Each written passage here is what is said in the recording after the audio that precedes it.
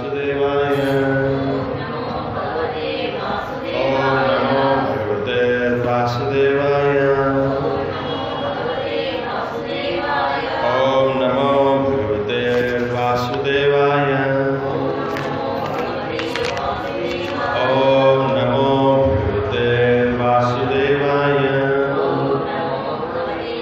श्रीमद् भगवद गीता की, आचार्य श्रील प्रभुपाद की, अखंड कोटि वैष्णव भक्त वृंद की जय।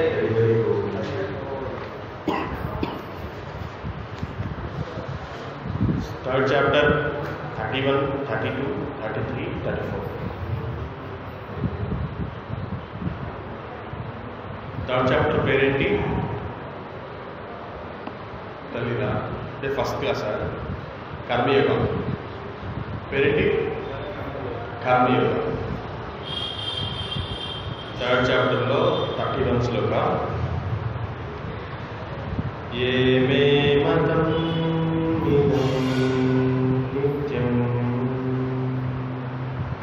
ఏ మే మతమిదం నిత్యం అనుతిష్టంతి మానవాః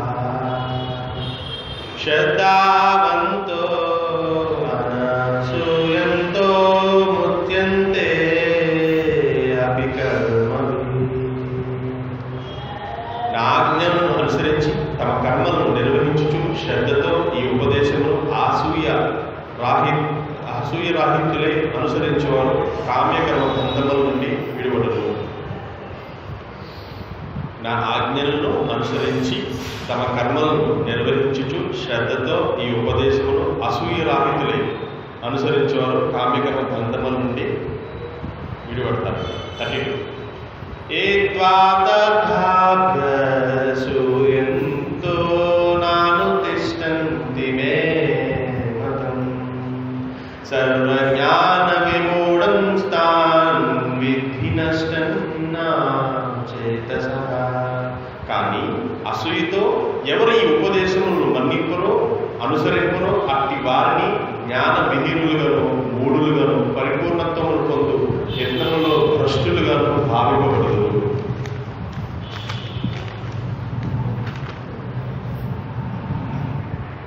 ఈరోజు ఎక్స్ప్లెయిన్ చేసి తర్వాత చూడండి.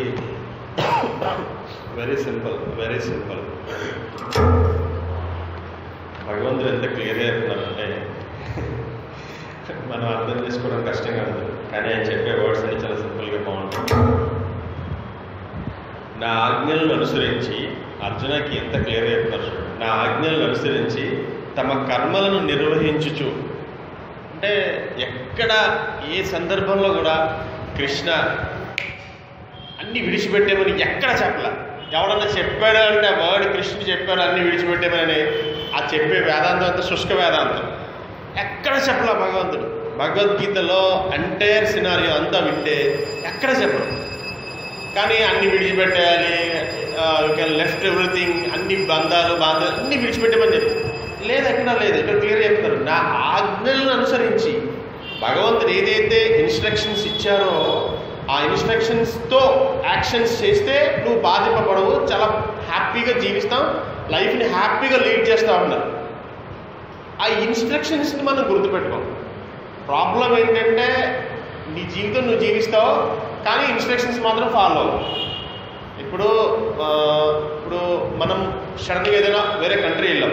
మన ఇండియాలో మన రూల్స్ అన్ని చిన్నప్పటి నుంచి తెలుసు, మనకి చాలా రూల్స్ మనకు తెలుసు. మ్యాక్సిమం మినిమం రూల్స్ తెలుసు కదా. ఎవరినైనా తిడితే న్యూసెన్స్ కేసు పెడతారు, లేకపోతే ఎవరినైనా కొడితే సంథింగ్ 307 ఏదైనా పెడతారు, అట్లా తెలుసు. ఉమ్మూస్తే లేదంటే ఏదైనా చెత్త ఎక్కడ పడితే అక్కడ వేస్తే మనల్ని ఎవరో పనిష్ చేయరు అనుకుంటాం. అదే సింగపూర్ వెళ్ళి మనకి ఇండియా రూల్స్ తెలుసు, సింగపూర్ రూల్స్ తెలియదు కదా. సింగపూర్ వెళ్ళిపోయి ఎక్కడ పడితే అక్కడ ఉమ్మేసేసి ఎక్కడ పడితే అక్కడ చెత్త ఇస్తాం అనుకోండి. సింగపూర్ రూల్స్ ప్రకారం ఏం చేస్తారు? అరెస్ట్ చేస్తారు, పనిష్ చేస్తారు, ఫైన్ వేస్తారు. సార్ నాకు సింగపూర్ రూల్స్ తెలియదంటే, అరే పిచ్చోడా, సింగపూర్కి వెళ్ళేటప్పుడే ఆ వీసాలో కొన్ని రూల్స్ అండ్ రెగ్యులేషన్స్ ఉంటాయి. ఆ కంట్రీ వెళ్ళేటప్పుడు ఆ రూల్స్ అండ్ రెగ్యులేషన్స్ తెలుసుకుని ఆ కంట్రీలో ప్రవేశించాలి. నాకు తెలియదు సార్, నేను ఇండియన్ సార్ అంటే అవన్నీ ఇక్కడ చెప్పకూడదు. అట్లాగే మనం ఏదైతే భౌతికంగా ఈ శరీరాన్ని తీసుకున్నామో తీసుకున్నామో కొన్ని రూల్స్ ఆటోమేటిక్గా వచ్చేసేయండి. సార్ నాకు రూల్స్ తెలియతారంటే అర్థమవుతుంది మీకు? నాకు రూల్స్ తెలియదు సార్, నేను ఎలా పడితే అలా జీవిస్తాను సార్ అంటే ఏమవుతాం? దుఃఖాలయంలో పడిపోతాం. దుఃఖాలు వచ్చేస్తాయి, బాధలు వచ్చేస్తాయి, బాధింపబడతాం, పనిష్ చేయబడతాం. అంటే మళ్ళీ ఒకరు శిక్షిస్తారు. ఇండియన్ రూల్స్ని ఎవరన్నా బ్రేక్ చేస్తే ఏదైతే గవర్నమెంట్ మనల్ని పనిష్ చేస్తుందో, అలాగే ప్రకృతి నుంచి ఏదైతే పాంచభౌతికంగా మనం ఈ పంచభూతాల నుంచి ఏదైతే ఏర్పడింది బాడీ, దానికి కొన్ని రూల్స్ ఉంటాయి. ఆ రూల్స్ని అతిక్రమించి నువ్వు జీవించామనుకోండి ఏమవుతుంది? ఏమవుతుంది? బాధింపబడతావు. బాధల్లో ఏంటి, నాకు ఈ బాధలకు అర్థం కావట్లేదు ఏంటంటే దట్ ఈజ్ ద రీజన్ అనమాట. రీజన్ ఎవరు చెప్తారు? మనం ఎవరికి సరెండర్ అవ్వాలి కదా. జీవితంలో ఎప్పుడు మన తల ఎవరికి వంచాం తల. ఆఖరికి బార్బర్ షాప్కి వెళ్ళినా కానీ ఇలా పెట్టి కూర్చుంటాం, వాడు ఇలా ఘాట్ ఎట్టగానే అప్పుడు దించుతాం తలకి. వంచాలి. తల ఎన్నిసార్లు వంచితే అంత హెడ్ వెయిట్ తగ్గుతుంది అనమాట. అలా వంచకుండా తల ఎగరేస్తాను సార్ అంటే బాధింపబడతాం. ఇక్కడేం చెప్తున్నారంటే కృష్ణ అర్జునకి నా ఆజ్ఞలను అనుసరించి రిజల్ట్ని ఎక్స్పెక్ట్ చేయకుండా యాక్షన్స్ చేస్తే భగవంతుడి పట్ల కూడా ఆశయం. అది చూడండి ఎంత క్లియర్గా ఉంది ఇక్కడ. ఆచార్య శిశువు చూడండి ఎంత బాగా చెప్తున్నారు. ఈ ఉపదేశంను ఆసూయరాహితులై, ఇది పక్కాగా మెన్షన్ చేశారు. ఎందుకంటే మనం అంటే భగవంతుడి దగ్గర నుంచి, భగవంతుడి యొక్క ధామం నుంచి మనం వచ్చేటప్పుడే నాకంటూ ఒక ఇండివిజువాలిటీ కావాలి అని వచ్చేసాం. అలా కుదరదు. సర్వస్వతంత్రుడు భగవంతుడు ఒక్కడే. ఈ సత్యాన్ని మనం గ్రహించాలి. ఫస్ట్ పాయింట్, మనం అంత ఇండిపెండెన్సీ లేదు మనకి. ఫ్రీడమ్ ఆఫ్ స్పీచ్ ఉంది, నేను ఎలా పడితే అలా మాట్లాడతాను అన్నారు అనుకోండి, 10 మంది ఏమంటారు? తూ ఎదవా అంటారు. ఇప్పుడు రామ్ గోపాల్ వర్మ ఉన్నాడు, ఎవరో అవసరం లేదు, నా ఇష్టం మాట్లాడతాను, నా ఇష్టం నాకు ఫ్రీడమ్ ఆఫ్ స్పీచ్ ఉంది, ఆర్టికల్ 31 ప్రకారం నాకు ఇష్టం మాట్లాడతాను అనుకోండి, ఏమంటారు రామ్ గోపాల్ వర్మని? ప్రపంచం అంతా ఏమంటుంది? నీకు ఫ్రీడమ్ ఆఫ్ స్పీచ్ ఉందినా నువ్వు ఎదుటి వాళ్ళని బాధిస్తే నువ్వు పనిష్ చేస్తావు. ఒకవేళ నువ్వు లా నుంచి తప్పించుకోవచ్చు, కానీ వ్యక్తులు బాధపడతారు కదా, ఆ బాధ నుంచి మాత్రం తప్పించుకోలేవు. 10 మంది వీడు మంచోడు అనకపోయినా పర్లేదు, వీడు చెడ్డోడు అంటే దానివల్ల చాలా ప్రాబ్లమ్స్ వస్తాయి. అది వీడు ఎప్పుడు చచ్చిపోతాడరా, వీడు ఎప్పుడు బాధింపబడతాడరా అని 100 మంది అనుకోకూడదు. అలా అనుకున్నారనుకోండి ఏమవుతుంది? నా ఇష్టం, నువ్వు చూడకు, నా ఇష్టమైన సినిమా తీస్తాను, నా ఇష్టం వచ్చినట్టు చేస్తాను, నువ్వు చూడకు, నేను ఎవరు చూడమన్నారంటే అది సమాజానికి మంచి చేసినట్ట. అలాగా రామ్ గోపాల్ వర్మ కూడా ఫాలోవర్స్ ఉన్నారు. మీరు అలాగని రామ్ గోపాల్ వర్మ ఫాలోవర్స్ ఎవరు లేరు, అతను ఎవరు ఇష్టపడరని కాదు. అసలు మీరు నాకు అర్థం కావట్లేదు, భగవద్గీతలో రామ్ గోపాల్ వర్మ ఎక్కడి నుంచి వచ్చాడంటే వచ్చాడు. ఎందుకు వచ్చాడంటే మనం అందరూ అట్లాంటి ఫాలోవర్స్మే. కాకపోతే అలా పాయింట్అవుట్ చేసి పక్కకి తీసుకెళ్ళి అతని గురించి చెప్తేనేమో మనంతా చెడ్డోళ్ళ కింద ఉంటాం. మనం చేసిన పని అదే యాక్చువల్గా. నా ఇష్టం నేను జీవిస్తాను. ఈవెన్ రామ్ గోపాల్ వర్మ మనం ఒకటే. నేను నిజం చెప్తున్నా, మనం ఇక్కడ ఎంతమంది భగవంతుడికి ఆఫర్ చేసి టుడే ఇవాళ భగవంతుడికి ఆఫర్ చేసి తిన్నారు? పర్లేదు చేతులు ఎత్తచ్చు. ఎంతమంది భగవంతుడికి ఆఫర్ చేసి తిన్నారు? మరి మిగతా వాళ్ళందరూ రామ్ గోపాల్ వర్మలే. నా ఇష్టం సార్, నేను నా ఇష్టం నుండి జీవిస్తాను. మన జీవితాన్ని మనం ఇష్టం నుండి జీవిస్తున్నాం. శాస్త్రంలో భగవద్గీత ఇవ్వాలని పుట్టిందా? ఇవ్వాలని వచ్చిందా భగవద్గీత? మనం లేదు, 5000 years బ్యాకే వచ్చింది. మన ఆచార్యస్ మనకి ఎలా జీవించాలో చెప్తున్నారు, ఎలా నడుచుకోవాలో చెప్తున్నారు. అయినా మనం ఫాలో చేయకపోవడం వల్ల ఏం ప్రాబ్లం?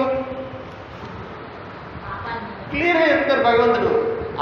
అంటే మనకి ఏదైతే ఇష్టం ఉండదో, మనం ఏదైతే ఫాలో చేయమో వెంటనే మనం దాని పట్ల ఏముంటుందంటే ఆసూయ ఉంటుంది. అది మనం ఫాలో చేయలేనప్పుడు ఎవరైనా ఫాలో చేస్తే వాడిని చూసి మనం ఏం చేస్తామంటే గేలీ చేస్తూ ఉంటాం. పిచ్చాడా ఏంట్రా సెట్ పెట్టుకున్నావు, గుండు పెట్టించుకున్నాడు పిచ్చాడా, నువ్వేంట్రా తిలకం పెట్టుకున్నావు, అలా చేస్తున్నాడంట్రా అంటే ఇది చేయలేడు. చేసేవాడిని అది ఫాలో చేయాలి కదా. అందుకని ఏం చేస్తాడంటే ఇతను చూసి ఇతను ఏం చేస్తాడు? అసూయ టాన్ చేస్తుంటాడు. అతని పట్ల చాలా జలసియస్గా ఎన్వియస్నెస్గా జీవిస్తూ ఉంటాడు. ప్రపంచం అంతా అలానే ఉంది. మీరు కాలం చెక్ చేసుకోండి. మనం ఏదైనా కొన్ని స్పిరిచువల్ రూల్స్ ఫాలో చేస్తున్నాం అనుకోండి, వాడు పక్కన ఫాలో చేయడు. వాడు మనల్ని ఏమంటాడంటే వాడు ఫాలో చేయకపోగా మనల్ని టౌన్ చేస్తూ ఉంటాడు. ఇదో మతం వెళ్దే, ఏదో లోకం, ఏదో ప్రపంచం అని చెప్పి టౌన్ చేస్తూ ఉంటాడు. యాక్చువల్గా ప్రతి ఒక్కళ్ళు జీవించాల్సిన సరళమైన జీవన శైలి ఇది. శాస్త్రం ఏం చెప్తుందంటే ప్రతి ఒక్కరు, నాట్ ఈవెన్ మీ ఏదో కృష్ణ కాన్షియస్లో ఉండే పర్సన్సే ఇది ఫాలో చేయాలి అని కాదు. అందరూ భౌతిక ప్రపంచంలో ఎన్ని కాన్షియస్ పీపుల్ ఉందో అందరూ ఫాలో చేయాల్సిన శాస్త్రం ఇది. వాడు ఫాలో చేయకపోగా చేసే వాళ్ళ పట్ల ఆసూయ రాహిత్యంతో ఉంటాడంట. అప్పుడు భగవంతుడి యొక్క వర్డ్స్ని ఏం చేస్తాడు? ఇగ్నోర్ చేస్తాడు. ఇప్పుడు భగవంతుడి పట్ల ఎట్లాంటి భావాలు ఉంటే వీడికి ఆసూయ అంటే ఎన్వియస్నెస్ అనమాట. దుర్యోధనుడు ఉన్నాడు, పాండవులు ధర్మం ఫాలో అవుతూ ఉంటాడు, వాడు ఫాలో కాడు. అందుకని ఏం చేస్తాడు? దుర్యోధనుడికి ఎప్పుడు ఎన్వియస్నెస్, జెల్సియస్, నాకు ఇది కావాలి, నాకు అది కావాలి, మీరు అది పొందుతున్నారంటే. అందుకనే పాండవులు ధర్మ ఫాలో అవుతున్నారు కాబట్టి వాళ్ళకి అన్నీ అవే వస్తున్నాయి. మీకు అర్థమవుతుందా? అసలు ఏమి పండుని భూమిస్తే సౌభాగ్యాలు పండేసినాయి. అసలు భూమి పగిలిపోయిన భూమి వస్తే వాళ్ళకి అది అక్కడ అన్నీ వచ్చేసినాయి. రత్న మణిమాణిక్యం మొత్తం అన్నీ వచ్చేసినాయి అక్కడికి వాళ్ళకి. ఎలా వచ్చినాయి? ధర్మాన్ని మనం ఎప్పుడైతే ఫాలో చేస్తామో ఆటోమేటిక్గా నీకు బాధ అనేది ఉండదు. బాధ లేనప్పుడు ఇంత దొరికినా కంప్లీట్ సంపూర్ణ సంతోషంతో జీవిస్తావు. ఎప్పుడైతే అలా జీవించావో నిజంగా ఒక కోటీశ్వరుడు, ఆనందమైన వ్యక్తి, ఇద్దరిలో ఎవరు హ్యాపీగా ఉన్నట్టు? ఆనందంగా ఉండే వ్యక్తే. కోటీశ్వరుడు అయినా కానీ దేనికోసం వాడు సంపాదించుకుని దేనికి? ఆనందం కోసం. ఆనందం ఇక్కడ దొరుకుతుంది. మీకు అర్థమవుతుందా? ఒకడు అన్నాడంట,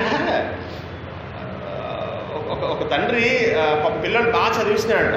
వీడికేమో చదువు అప్పట్ల. ఈ ఎంత చేసినా కానీ నీకు చదువు అప్పట్లేదు. అయితే ఇటు తెలివినుడు, చాలా తెలివినుడు. ఎగ్జామ్స్ రానే వచ్చినాయి, చదవరా అని వీడు చదవలేదు వీడు. సర్లే ఎగ్జామ్స్ రాశాడు, రిజల్ట్ వచ్చింది. ఎవరైనా ఎన్ని మార్కులు వచ్చినాయి అన్నాడు. ఆ పక్కన కంటే 2 మార్కులు తక్కువ వచ్చినాయి అన్నాడు. ఏమన్నా వీడు? పక్కింటోడి కంటే 2 మార్కులు తక్కువ వచ్చినాయి అన్నాడు. నీకు ఎన్ని మార్కులు? ఎన్ని కాదు నాన్న, పక్కింటోడి కంటే 2 మార్కులు తక్కువ వచ్చినాయి అన్నాడు. ఇది చెప్పినా లేడని చెప్పి పక్కింటికి వెళ్ళాలని నీకు ఎన్ని మార్కులు వచ్చినాయి అడిగాడండి తండ్రి. 2 మార్కులు వచ్చినాయి అన్నాడు. అంటే వీడికి ఎన్ని మార్కులు వచ్చినట్టు? గుండు 0. వీడికి వచ్చింది 0 అని చెప్పుకోవడం కాకుండా పక్కన కంటే 2 మార్కులు తక్కువ వచ్చినాడు. అంటే ఎలా ఉంటామంటే మనం నిజంగా మనల్ని మనం చెక్ చేసుకుంటే మనం గడిపిన జీవితాన్ని కానీ మనం ఫాలో చేస్తున్న రూల్స్ కానీ లేదంటే మనం చేసే యాక్షన్స్ని కానీ చెక్ చేసుకుంటే ఇట్లానే ఉంటుంది. సింపుల్ నవ్వొస్తుంది అనమాట. కొంతకాలం స్పిరిచువల్గా బతికిన తర్వాత మనం బ్రతికిన అసలు యాక్చువల్గా ఆచార్యస్ గడిచిన రోజుల్ని మలంతో సమానం అని చెప్తారు. మనం గడిపిన రోజులు ఒక స్పిరిచువల్ లైఫ్లోకి వచ్చిన తర్వాత, ఆధ్యాత్మికమైన లైఫ్లోకి వచ్చిన తర్వాత భౌతికమైన లైఫ్ని అస్సలు ఆలోచించకూడదంట. అలా ఎప్పుడన్నా ఒకసారి నుంచి ఆలోచిస్తే అబ్బా అప్పుడు అలా గడిపి అలా ఆలోచించుకుంటే గడిచిన డేస్ ఉంటాయి కదా, వాటిని మలంతో చూడమంటారు. అంటే మలాన్ని ఎవరైనా చూసుకుంటారా? ఎంత వెళ్ళాం ఎవరు చూసుకుంటారా? నిన్ను ఎంత వెళ్ళావు ఇంత వెళ్ళేది ఎవరు చూసుకుంటారా? ఎవరు చూసుకోరు. అలా మలంతో చూడమంటారు. అంటే ఆ లైఫ్ అంత వరస్ట్గా ఉంటుందంట, మనం ఒకసారి చెక్ చేసుకుంటే అక్కడ ఏం ఆనందం ఉండదు. అందుకనే స్పిరిచువల్ లైఫ్ భగవంతుని మనం ఎప్పుడైతే ఆదర్శంగా తీసుకున్నామో, భగవంతుడి యొక్క ఆజ్ఞల్ని మనం క్లియర్గా యాక్సెప్ట్ చేసినప్పుడు మనం భగవంతుడి పట్ల అసూయ ఉండదు. ఎవరైతే ఫాలో చేయరో వాళ్ళు కంప్లీట్గా అసూయతో జీవితాన్ని గడుపుతారు. అసూయతో జీవితాన్ని గడిపే వాళ్ళ యొక్క జీవనశైలి ఎలా ఉంటుంది? దుర్యోధనుడి మాదిరి ఉంటుంది, దుశ్శాసన మాదిరి ఉంటుంది. వాళ్ళు ధర్మాన్ని యాక్సెప్ట్ చేయలేరు. అందుకే వాళ్ళు ఎప్పుడు పోరాడతామా, ఎప్పుడు ఓడిపోతూ ఉంటారు. వాళ్ళు అంత సౌభాగ్యం వాళ్ళకి తీసుకున్నా కానీ వాళ్ళు ఎప్పుడు హ్యాపీగా ఉన్నట్లేదు. ఎప్పుడు పుట్టులు నీతులు చేద్దామా, ఎప్పుడు ఏదైనా దోచేసుకుందామా, వాళ్ళ దగ్గర నుంచి చంపేద్దామా, వాళ్ళు ఎప్పుడు ఆవేదనతో జీవిస్తూ ఉంటారు. వాళ్ళకి అక్కడ ఆనందం ఎక్కడ ఉంటుంది? అందుకనే క్లియర్గా చెప్తారు, కానీ అసూయతో ఎవరు ఈ ఉపదేశములను మన్నింపరో, నీలో ఎప్పుడైతే ఈ ఆసూయ భావాలు ఉన్నాయో, అహంకారపూరితమైన నీ హృదయంలో ఆసూయ భావాలు ఉన్నాయో, ఉపదేశాలను అంగీకరించావు. శాస్త్రం ఎందుకని శాస్త్రమా ఎందుకు? How can I follow? అసలు ఎందుకు ఫాలో అవ్వాలి శాస్త్రాన్ని అంటాడు. ఎందుకంటే భగవంతుడికి ఎందుకు అంత డెకరేషన్ చేస్తున్నారు? మీరు చాలామంది ఉన్నారు మీరు కావాలంటే చూడండి, ఎవరైనా వచ్చినప్పుడు కొత్త వాళ్ళు వచ్చినప్పుడు ఎందుకే భగవంతుడికి అంత పెద్ద పెద్ద మాలలు వేస్తారు మీరు? నేను ఇస్కాన్లో సమ్ మేనేజర్గా వర్క్ చేసినప్పుడు అక్కడ చాలా అభిషేకాలు చేస్తాం. సమ్ కృష్ణాష్టమికి చాలా కుండలతో పాట్స్తో చాలా జ్యూసెస్, ఫ్లవర్స్ అవన్నీ భగవంతుడికి జన్మాష్టమికి ఒక 56 ఆఫ్ ఐటమ్స్, 56 రకాల చప్పన్ భోగా, 21 రకము జ్యూసెస్, పెద్ద పెద్ద పాట్స్తో జ్యూసెస్, ఒక ఫ్లవర్స్ మనం చేసాం కదా ఇక్కడ. మనం అట్లా చేస్తారనమాట. అయితే చాలామంది పీపుల్ ఎందుకే భగవంతుడికి అన్ని జ్యూసెస్ ఎందుకే, అన్ని ఫ్లవర్స్ ఎందుకే వేస్ట్ చేస్తారని, పువ్వులు ఎందుకే? అరే పిచ్చి వెదవా, అసలు పువ్వు పుట్టిందే భగవంతుడి దగ్గరికి వెళ్ళడానికి రా. రే పిచ్చి వెదవా, ఆ పండు కోరుకునేదే భగవంతుడి పాదాలకు చేరుకోవడానికి రా. అంటే ఇతనిలో ఎంత అహంకారం ఉంటుందంటే, నేను పొందాలి, ఇది నేను తినేయాలి, అంత ఎన్వియస్నెస్ ఉంటుంది. దుర్యోధన మాదిరి ఉంటాడు అనమాట. మీరు కావాలంటే ఎవరైనా చెక్ చేయండి, ఎందుకే అంత అట్టహాస్యంగా చేయడం అంటుంటారు. మీరు ఎప్పుడైనా టెంపుల్కి వెళ్తున్నప్పుడు ఎందుకే అంత అలా చేయడం, ఎందుకే అన్ని డెకరేషన్ చేయడం అంటారు. ఈ పెళ్ళిళ్ళకి పేరెంటల్కి ఇవన్నీ పెట్టుకుంటాడు. భగవంతుని బర్త్డేకి ఏదైనా చేయాలంటే 100 రూపాయలు ఇవ్వాలంటే 100 రూపాయలు ఇవ్వయా, సంథింగ్ పూలు కొంటావా, 100 ఇవ్వయా అన్నా ఉంటాడు. వాడు చచ్చిపోతాడు 100 ఇవ్వడానికి. నీ పెళ్ళికి అయ్యా అంటే 10 లక్షలు ఖర్చు పెట్టుకుంటాడు. దీన్నే ఆసూయ భావాలు ఉంటారన్నమాట. కనిపించవు, మనలో కనిపించవు అనమాట. లేక ఇవ్వలేకపోవడం వేరు, గుండు కూడా చాలా కంజ్యూస్గా దాచుకుంటాడు. అట్లాంటి వ్యక్తులు ఉపదేశాన్ని మన్నించరంట. వాళ్ళు అసలు ఎప్పుడు యాక్సెప్ట్ చేయరు. నేను ఎప్పుడు హ్యాపీగా, నా ఇంద్రియాలను ఎప్పుడు హ్యాపీగా ఉంచుకోవాలి అని. అట్టి వారిని జ్ఞాన విహీనులుగా పరిగణిస్తారంట. అట్లాంటి వాళ్ళకి నాలెడ్జ్ ఉన్నట్ట, అట్లాంటి నాలెడ్జ్ ఉన్నట్ట. ఒకసారి అట ఇప్పుడు చీకట్లో లెసన్స్ చెప్తా ఉంటారు. చీకటి మొత్తం అంతా చీకటి గురించి చెప్పి చీకట్లో అంతా లెసన్స్ చెప్తా ఉంటే, వెలుగు చాలా ప్రకాశవంతంగా ఉంటుంది, వెలుగు ఎంతో అద్భుతంగా ఉంటుంది అని చెప్తుంటారంట. తర్వాత ఒక ఆకలితో ఉన్నవాడిని కూర్చోబెట్టి యాపిల్స్ ఎంత మధురంగా ఉంటాయో తెలుసా, లడ్డూలు ఎంత బాగుంటాయో తెలుసా అని. ఏం ఉపయోగం ఉంటుంది వాళ్ళకి? ఏం ఉపయోగం ఉంటుంది? చీకట్లో ఉండేవాడికి వెలుగు ఇస్తే వాడికి ఉపయోగం ఉంటుంది. ఆకలితో ఉండేవాడికి ఆ ఫ్రూట్స్ ఇస్తే అది తింటే వాడికి హ్యాపీగా ఉంటుంది. ఇక్కడ నేను మీకేం చీకట్లో చెప్పట్లేదు, నేను మీకేం ఫ్రూట్స్ గురించి వర్ణించట్లా. నేను ఇస్తున్న ఫ్రూట్ మీ చేతిలో పెట్టుకుని బాగుంటుంది. No, that is no use for you. What is the use when you eat the fruit? మీరు ఎప్పుడైతే ఆ ఫ్రూట్ తింటారో అప్పుడు యూజ్ ఉంటుంది. నేను సంవత్సరం నుంచి ఇదే చేస్తున్నా, ఇస్తున్న ఫ్రూట్ మీరు తినాలి, చేతిలో పట్టుకుని బాగుంటుంది. What is the use? తినాలి, తింటే ఆస్వాదిస్తే అప్పుడు హ్యాపీగా ఉంటుంది. 1000 టైమ్స్ చెప్పుంటా నేను సంకీర్తన చేసేటప్పుడు, ఎప్పుడు సర్ పాడేటప్పుడు వినాలి. ఎందుకో తెలుసా? సంకీర్తన means, what is Sankirtana means, especially saying you. Sankirtana sir పాడుతుంది, వినాలి. ఎప్పుడైతే వినడానికి నీ హృదయం సిద్ధపడిందో అప్పుడు శాస్త్రం హృదయంలోకి వెళ్తుంది. Not Sankirtana, not కృష్ణనామ. గురువు పాడేది వినాలి. ఫస్ట్ గ్లోరిఫికేషన్ నాకు దొరకదు, మీకు దొరుకుతుంది. ఎందుకంటే ఒక శుద్ధ భక్తుడు నోట్లోంచి వచ్చేటువంటి కృష్ణ నామ అమృతాన్ని ఆస్వాదించేది శ్రోత మాత్రమే, వినగలిగే వ్యక్తి మాత్రమే ఫస్ట్ గ్లోరిఫై అవుతాడు. ఎందుకంటే అంత పవర్ ఉంటుంది కృష్ణనామానికి. పాడే వ్యక్తి కాదు, వినే వ్యక్తి ఎక్కువ ఎఫెక్ట్ అవుతారు. అందుకే శ్రవణ కీర్తన స్మరణ వందన పాద సేవన దాస్యరే భోజన సఖీ జన ఆత్మనివేదన గోవింద దాస విలాస్యరే. మనం సెట్ పాడుతున్నప్పుడు మీరు ఎక్కడికైనా వెళ్ళండి, ఎన్ని సంవత్సరాలైనా గుళ్ళో ఉండండి, ఫస్ట్ ఇన్స్ట్రక్షన్ వినాలి. వినకుండా నువ్వు ఎప్పుడు నీ హార్ట్ బ్రేక్ అవ్వదు. నీ హార్ట్ బ్రేక్ అవ్వాలంటే ఏదైనా కానీ, ఏ ఆస్పెక్ట్ అయినా కానీ వినాలి వినాలి వినాలి.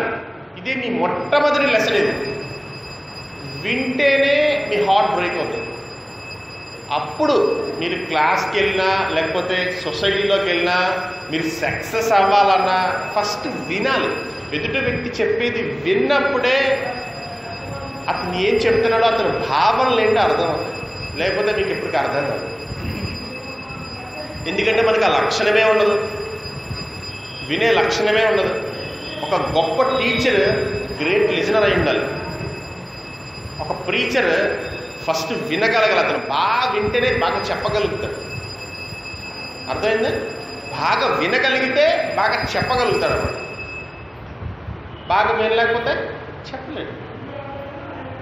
మీకు ఎందుకు చెప్తానండి ఈ వర్డ్? ఇతను ఎప్పుడైతే భగవంతుని యొక్క ఆదేశాలను అనుసరించడానికి తెలుసుకుంటే కదా అనుసరించేది. తెలుసుకోకపోతే ఏం అనుసరిస్తాడు? తెలుసుకోవాలంటే ఏం చేయాలి? చదవం, చూడడం, కనీసం అట్లీస్ట్ వినాలి. వింటే సర్ ద్వారా వింటే అవి హార్ట్లోకి వెళ్ళి కూర్చుంటాయి. అక్కడ మదనం జరుగుతుంది, చిలుకుతుంది. ఆ వర్డ్స్ మిమ్మల్ని ప్రశాంతంగా ఉండనివ్వవు. ఎందుకంటే వ్యాస ఆసనానికి ఉండేటువంటి పవర్ అది. Not like my power. Vyasa ఆసనానికి వ్యాసదేవుడు వారు ఇచ్చేటువంటి పవర్ అది. ఆ పవర్తో ఆ హార్ట్లోకి వెళ్ళి కూర్చుంటే. మీకు విషయం తెలుసా? నేను రికార్డ్ చేసుకునే క్లాస్ నేనే 10 times వింటా. ఇంటికి వెళ్ళి 10 times, not like 1 or 2 times, 10 times వింటా. వింటూ వింటూ వింటూ వింటూ ఉంటా. ఎక్కువ వింటే అవి నా హార్ట్లో కూడా చేరుకుంటాయి. ఫస్ట్ నేను అప్లై చేయాలంటే నేను చెప్పిన వర్డ్స్ని నేను కూడా ట్రై చేస్తూ ఉంటా అప్లై చేయడానికి. ట్రై చేయడం కాదు, మ్యాక్సిమం ఐ విల్ డూ. నేనేం చెప్తాను అది చేస్తాను మ్యాక్సిమం. అస్సలు మిస్ కాను. అందుకే చాలా జాగ్రత్తగా చెప్తాను. సరళమైనవి కానీ నేను చెప్పను. ఎందుకంటే నేను చేయలేకపోతే నా వర్డ్స్కి ఆ స్ట్రెంగ్త్ ఎలా వస్తుంది?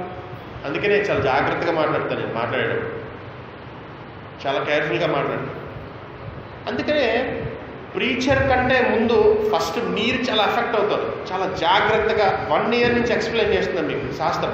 ఇప్పటికి ఇంకా మీరు దాన్ని ఫాలో చేయలేకపోతున్నారు. ఇంకా ఏంటి అది లేదు.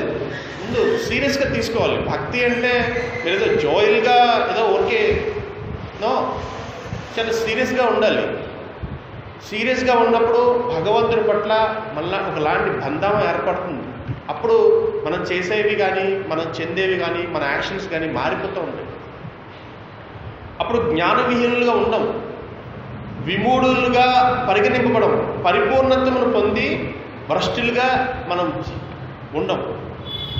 ఎప్పుడు భగవంతుడి పట్ల, భగవంతుడి యొక్క ఆజ్ఞల పట్ల అసూయ భావనలు లేనప్పుడు. అట్లాంటి భావనలు ప్రతి ఒక్కరిలోనే ఉంటాయి. ఎందుకంటే మనం వచ్చిందే అట్లాంటి భావనలతో బయటకు వచ్చాం. అసలు నిజంగా భావనలే లేకపోతే భగవంతుడి యొక్క ధామంలోనే ఉండేవాళ్ళం కదా. ఇక్కడ ప్రాబ్లం ఏంటంటే ప్రతి ఒక్కరికి ఆ భావనలు ఉంటాయి. మీకు ఉంటాయి, నాకు ఉంటాయి. కానీ వెన్ యూ రికగ్నైజ్, మీకు ఉండేటువంటి దుర్గుణాలని రికగ్నైజ్ చేసినప్పుడు, మీరు కనుగొన్నప్పుడు, మీలో ఉండే మంచిని చెడుని రెండు మీరేంటి తెలుసుకున్నప్పుడు చెడుని తగ్గించుకోవడానికి ప్రయత్నం చేయాలి. నాలెడ్జ్ పర్సన్ ఏం చేస్తారంటే ఫస్ట్ నీ వీక్నెస్ ఏంటో తెలుసుకుంటాడు. అరే లొడలడం ఒక ఆయనట మీకు ఇట్లాంటి చెప్తే చాలా బాగా వింటారు అనమాట. ఒక వేద పండితుడట మంచి పుస్తకం రాశాడట, నెంబర్ 1 బుక్ రాశాడంట. ఆయన బుక్ రాసి అక్కడ పెట్టాడు. ఎవరో ఆయన కలవడం కోసం ఒక 5-6 వచ్చారట. వచ్చి దాంట్లో ఒక ఆయన పుస్తకం తీసుకుని ఓపెన్ చేసి, అబ్బా ఎంత బాగా రాశారండి, వేదం అంటే వేదం కాదు, సూపర్ రాశారు సార్ మీరు, అయ్యా మీరు అసలు మీకు మామూలు వాళ్ళు కాదు, చాలా గొప్ప వాళ్ళండి అని చెప్పి ఆయన్ని. నేను ఒక్కరే కాదండి, నా భార్య యొక్క ఇన్ఫ్లుయెన్స్ వల్ల నేను ఈ పుస్తకం ఎంత బాగా రాయగలిగాను. అంతలోకి లోపల నుంచి భార్య విని, ఏంటి ఇలా చెప్తున్నాడు అనుకుందట. అంటే అవునండి, ఆహా ఇది దాంపత్యం అంటే దాంపత్యం కాదండి, మీది మామూలు దాంపత్యం కాదండి, ఎంత బాగా మీ ఇద్దరి వల్ల పుస్తకం ఎంత బాగా వచ్చిందండి అని చెప్తున్నాడు. అంత తర్వాత అయ్యా చాలు ఇంకా అని అంతలోకి నిలిపాడు. అంతలోకి లోపల భార్య పరిగెత్తుకుంటూ వచ్చి, ఏమిటండి అంత ఘోరమైన అబద్ధం చెప్పారు అందట. నేనేం అబద్ధం చెప్పానమ్మా అన్నాడు. అంటే పుస్తకానికి నేను సహకరించడం ఏంటండి మీకు అందట. అంటే నీ సహకారం వల్లే కదా ఇంత పుస్తకం రాసింది, అసలు నేను లేనే లేదు కదా, ఈ పుస్తకం రాసినప్పుడు నేను లేనే లేదు కదా అన్నాడు.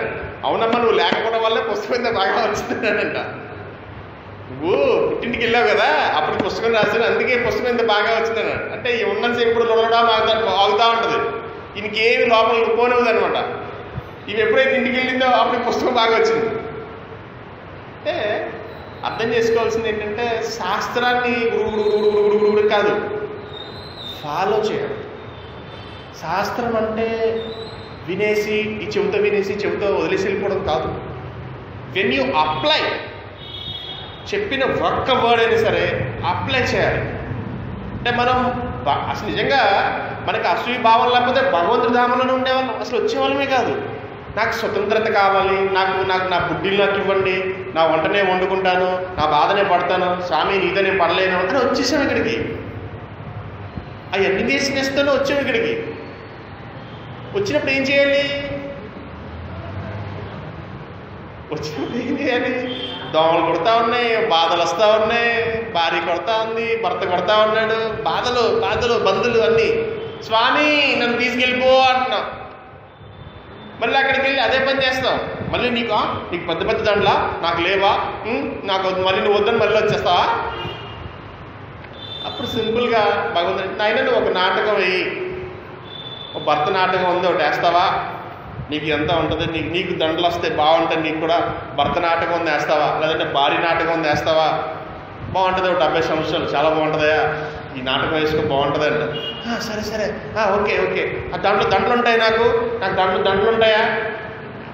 ఉంటాయి దండలు ఉంటాయి, పుట్టినప్పుడు చచ్చినప్పుడు 2 దండలు ఉంటాయి, నీకు బాగుంటాయి, అందరూ వేస్తారు నీకు. అయితే ఓకే వేస్తాను, నాటకం వేస్తానని చెప్పి వచ్చేస్తావు. వచ్చేసి నీ దండలు నీకు. అబ్బబ్బో రాజుగారు, అబ్బబ్బో రెడ్డి గారు, అబ్బబ్బో చౌదరి గారు, పడిపోయినాయి దండలు. పడతాయి కదా, దండ తీసి బయట పడేసేంత లేకుండదు ఈ కీర్తి, ఈ కాంచన. ఇది తీసి వడిలిపోయేంతసేపు కూడా ఉండదు. పెద్ద సోదయుడు అంటారు. అక్కడే పక్కనే వాడి పైన దండలేస్తూ ఉంటే కింద నుంచి అంటూ ఉంటారు, నాకు రావాల్సింది ఏదో దొంగతనంగా పాలిటిక్స్ చేసి ఆ పదవి తీసుకున్నాడు కిందే అంటుంటారు. పక్కన దండేసేవాడు అంటుంటాడు కిందకు వచ్చి. ఎవడైతే దండేయడానికి వెళ్ళాడో కిందకు వచ్చి ఏదో పాలిటిక్స్ చేసి ఈ పదవి పొందాడని చెప్తా కిందకు వచ్చి అంటుంటాడు. అంటే శాశ్వతమైన ధామంలో మనం ఉండాలి అంటే మన వీక్నెస్ పాయింట్ ఏంటంటే, మీరు దండలు ఇదంతా కాదు, సోది కాదు. పాయింట్ ఏంటంటే ఎన్వియస్నెస్ భగవంతుడి పట్ల అస్సలు ఉండకూడదు. మనకి ఆల్రెడీ ఎన్వియస్నెస్తోనే ఆ అసూయ భావనలతోనే మనం వచ్చాము ఇక్కడికి. ఇప్పుడు రికగ్నైజ్ చేసుకుని భగవంతుడి ఆజ్ఞని స్ట్రిక్ట్గా ఫాలో చేయాలి. స్ట్రిక్ట్గా ఫాలో చేస్తే గొట్టు ప్రెవలెంట్ మళ్ళీ మనం భగవద్ధామం వెళ్ళిపోతాం. హ్యాపీగా ఉండొచ్చు అక్కడ. నిజంగా చెప్తున్నాను, హ్యాపీగా ఆనందంగా శాశ్వతమైన ఆనందం కోసం శాశ్వతంగా ఆనందంగా ఉండొచ్చు. అలా కాకుండా మళ్ళీ అదే పని చేసామనుకోండి ఏమవుతుంది, ఇంకా ఫాల్లోన్ అవుతాం, ఇంకా పాతాలకు వెళ్ళి అతల సుతల పాతాల లోకాలకు వెళ్ళి ఇంకా బాధలు పడుతూ మళ్ళీ ఎప్పటికో మానవ జన్మ వస్తుంది. విచక్షణ దొరకడం కష్టం. అందుకే చాలా జాగ్రత్తగా లైఫ్ లీడ్ చేయాలన్నమాట. ఓకేనా? కృష్ణ చైతన్యమును పొందపోవటం ఎందులో దోషం ఇక్కడ స్పష్టంగా చెప్పబడుతుందట. అత్యున్నత అధికారి ఆజ్ఞ ఎడ, అంటే ఎవరైతే ఉన్నతాధికారి ఉన్నారో వాళ్ళ ఆజ్ఞని మనం విస్మరించినప్పుడు, అంటే వాళ్ళ ఆజ్ఞని ఫాలో చేయనప్పుడు 100% శిక్ష తప్పదు కదా. అంతే కదా. ఇప్పుడు మనకి రూల్ బ్రేక్ చేసామనుకో ఏం చేస్తారు? పనిష్ చేస్తారు కదా. పనిష్ చేస్తారు చేయరా? అట్లాగే మనకి భగవంతుడు, మనం ఏదైతే ఈ పాంచభౌతికమైన శరీరం తీసుకున్నామో మనకు కూడా కొన్ని లాస్ ఉంటాయి. ఆ లాస్ని ఎప్పుడైతే బ్రేక్ చేసామో ఆటోమేటిక్గా బాధల్లోకి వెళ్ళిపోతాం. ఆటోమేటిక్గా బాధల్లోకి వెళ్ళిపోతాం. బాధలు లేదు, I'm so fine and so happy అని. నిజమా? Are you real? నీకు ఏదైతే వచ్చిందో ఆ ఆనందం నిజమైన ఆనందమా? నిజమైన ఆనందమా? లేదు. ఒక భక్తుడి దగ్గరికి వెళ్ళాడు కానీ ఆర్ యూ హ్యాపీ అంటే yes, Krishna is here, I'm so happy. I'm so happy అన్నాడు. భగవంతుడి దయ వల్ల హ్యాపీగా ఉన్నాను. భగవంతుడి దయ వల్ల, భగవంతుడి కరుణ కటాక్షం వల్ల హ్యాపీగా ఉన్నాను. ఐఎమ్ సో హ్యాపీ అన్నాడు. అందుకనే చాలా జాగ్రత్తగా శాస్త్రాన్ని ఫాలో చేయాలనుకుంటాను. ఓకే, చాలు ఈ 2 శ్లోకస్. ఇక్కడి నుంచి మళ్ళీ కాన్సెప్ట్ మారుతుంది. Thank you very much. మీ అందరి ప్రజెన్స్లో ఈ భగవద్గీత చర్చ జరిగినందుకు చాలా థ్యాంక్ యూ వెరీ మచ్. ఇంత క్రూషియల్ టైంలో కూడా మీరు అందరూ వస్తున్నారు, దానికి I'm so thank you all. And ఇంకా ఎప్పుడు జన్మాష్టమి? 12 శ్రీమద్ భగవద్గీతకి ఆచార్య శ్రీల ప్రభుపాదకి హరి హరి బో. 12న జన్మాష్టమి అంట. సో అందుకని అందరూ మిస్ కాకుండా రండి. కుదిరితే లాస్ట్ 10 days, అంటే జన్మాష్టమికి దగ్గరగా ఉండేటువంటి 10 రోజులు